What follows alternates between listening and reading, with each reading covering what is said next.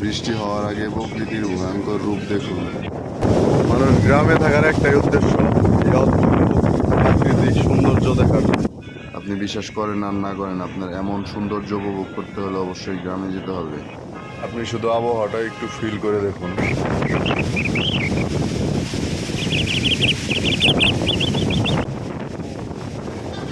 ও রে, জাস্ট ভিউটা একটু দেখুন। এত ভালো লাগতেছে, শরীর মন প্রাণ সব শীতল হয়ে যাচ্ছে। এবং আপনি যদি বিশুদ্ধ অক্সিজেন নিতে চান তাহলে অবশ্যই আপনাকে গ্রামে আসতে হবে।